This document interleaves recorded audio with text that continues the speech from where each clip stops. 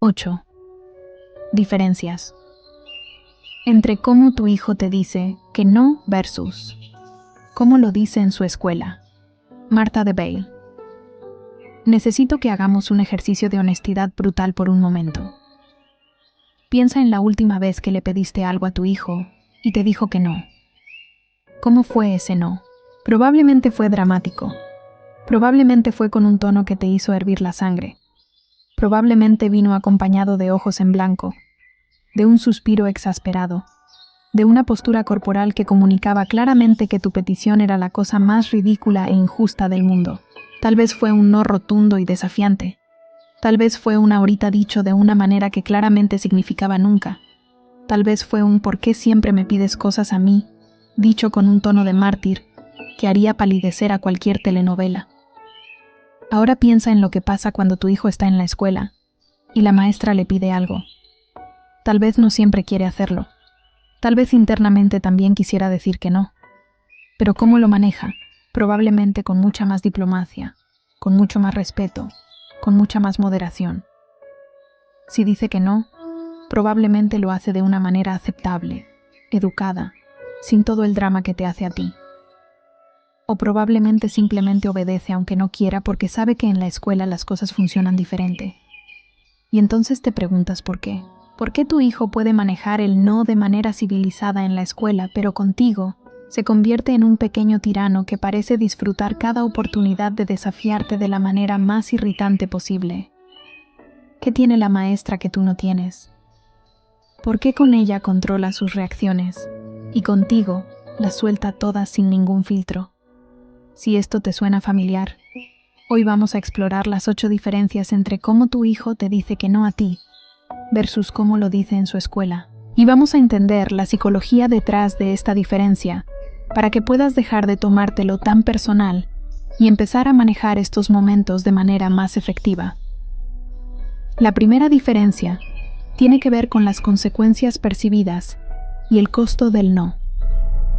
En la escuela, tu hijo sabe muy bien cuáles son las consecuencias de desafiar a la maestra de manera inapropiada.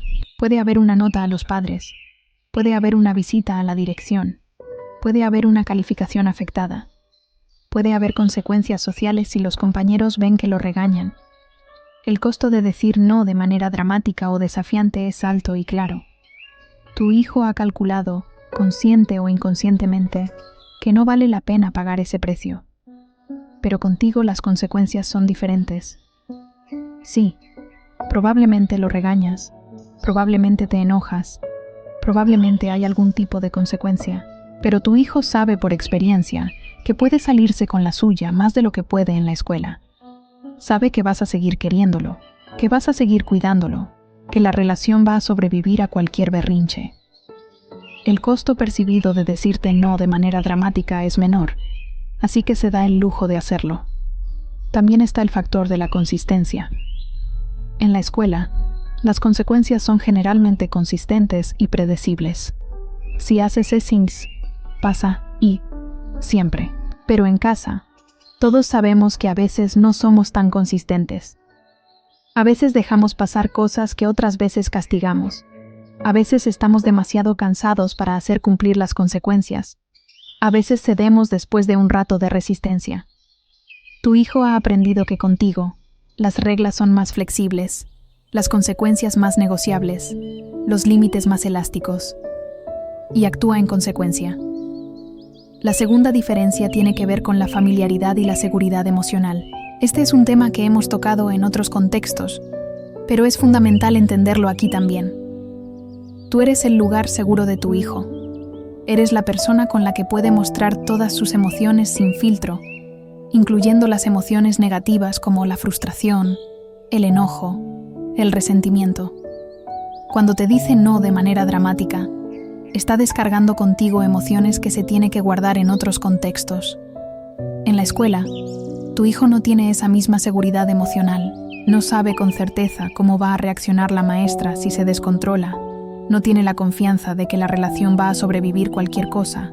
No se siente tan seguro como para soltar todo sin filtros. Así que se controla, se guarda las emociones más intensas, maneja su negativa de manera más moderada. Esto significa, paradójicamente, que los no más dramáticos y difíciles que recibes de tu hijo son una señal de que te tiene confianza. Sabe que puede ser el mismo contigo, incluyendo su versión más difícil y desafiante. Sabe que vas a seguir ahí aunque se porte terrible.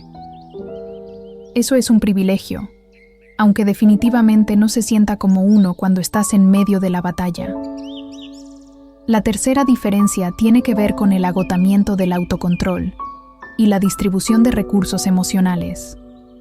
Tu hijo gasta una enorme cantidad de energía manteniendo el autocontrol durante las horas de escuela.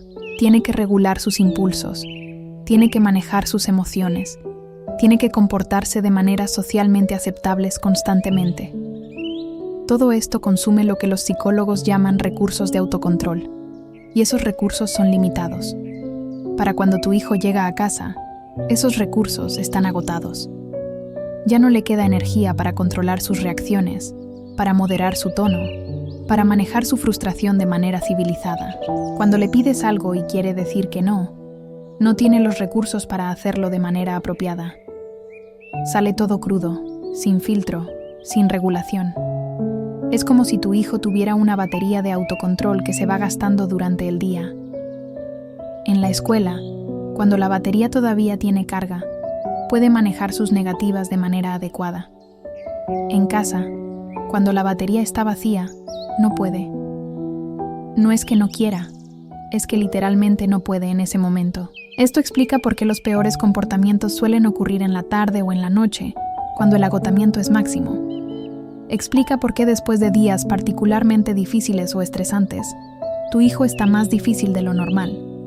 Y explica por qué los fines de semana, cuando ha tenido oportunidad de recargar, a veces es más manejable. La cuarta diferencia tiene que ver con las expectativas y los roles en cada contexto. En la escuela, las expectativas son claras. El estudiante obedece a la maestra, sigue las reglas, hace lo que se le pide. Es un rol bien definido que tu hijo conoce y generalmente acepta. Hay un script que seguir, una manera correcta de comportarse que todos conocen. Pero en casa, los roles son más complejos y las expectativas más difusas. Tú eres su mamá o su papá, pero también eres su compañero de juegos a veces, su confidente otras veces, alguien con quien puede negociar, alguien cuyas reglas a veces cambian. No hay un script tan claro sobre cómo debe responder cuando no quiere hacer algo.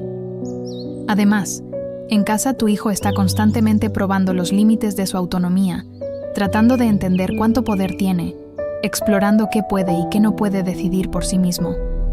Decirte no de manera enfática es una forma de ejercer ese poder, de afirmar su autonomía, de declarar que tiene opiniones y deseos propios. En la escuela no siente la misma necesidad de afirmar su autonomía porque no es un espacio donde espera tener poder de decisión. La quinta diferencia tiene que ver con la audiencia y las consecuencias sociales. En la escuela, cuando tu hijo le dice no a la maestra, hay una audiencia de compañeros observando. Cómo maneja esa negativa afecta su reputación social, afecta cómo lo ven los demás niños, afecta su lugar en la dinámica social del salón. Si se porta de manera muy desafiante, puede ser visto como problemático. Si se humilla demasiado, puede ser visto como débil. Tiene que navegar un balance delicado que requiere control y moderación. Pero en casa, generalmente no hay esa audiencia social. Está solo contigo, o con su familia inmediata que ya lo conoce y que no va a cambiar su opinión de él por un berrinche más o menos. No hay consecuencias sociales por comportarse mal. No hay reputación que cuidar. No hay compañeros que lo vayan a juzgar. Puede soltar toda su resistencia sin preocuparse por cómo se ve. La sexta diferencia tiene que ver con el tipo de peticiones y la razonabilidad percibida.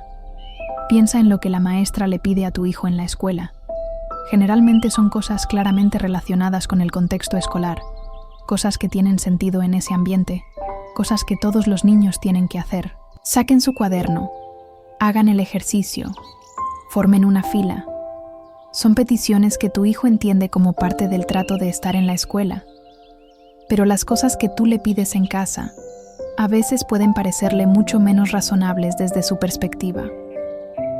Recoge tu cuarto cuando él no ve ningún problema con el desorden. Apaga la tablet cuando está en medio de algo divertido.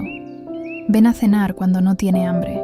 Desde su punto de vista, muchas de tus peticiones son interrupciones innecesarias de lo que él quiere estar haciendo. Imposiciones arbitrarias que no tienen sentido. No estoy diciendo que tus peticiones sean irrazonables, no lo son. Pero la percepción de tu hijo puede ser diferente. Y cuando percibe que algo es irrazonable o injusto, su resistencia es mucho más intensa que cuando percibe que algo es parte normal y esperada de la situación. La séptima diferencia tiene que ver con la comunicación y cómo se hacen las peticiones. La maestra está entrenada para dar instrucciones de manera clara, directa y con autoridad.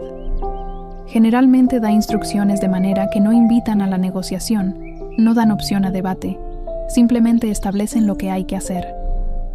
Además, la maestra generalmente tiene la atención completa del niño cuando da instrucciones. Hay un contexto formal que indica que esto es importante y hay que obedecer. Pero piensa en cómo tú le pides las cosas a tu hijo normalmente. Tal vez le gritas desde otra habitación mientras él está enfocado en otra cosa. Tal vez le pides las cosas de manera que suenan más como sugerencias que como instrucciones. Tal vez tu tono ya viene cargado de frustración anticipada porque esperas que diga que no. Tal vez le das instrucciones mientras tú también estás haciendo otras cosas, con tu atención dividida. La manera en que pedimos las cosas afecta enormemente la respuesta que recibimos. Instrucciones claras, dadas con calma, con contacto visual, con la atención completa del niño, tienden a generar menos resistencia que instrucciones vagas, gritadas desde lejos, con un tono que ya anticipa el conflicto. La octava diferencia, y esta es fundamental, tiene que ver con la relación personal y las emociones complejas que tu hijo siente hacia ti. La maestra es una figura relativamente neutral en la vida de tu hijo. La respeta, tal vez le cae bien, pero no hay esa mezcla compleja de amor profundo, dependencia, resentimiento ocasional, lucha por autonomía y 1000 emociones más que existen en la relación contigo.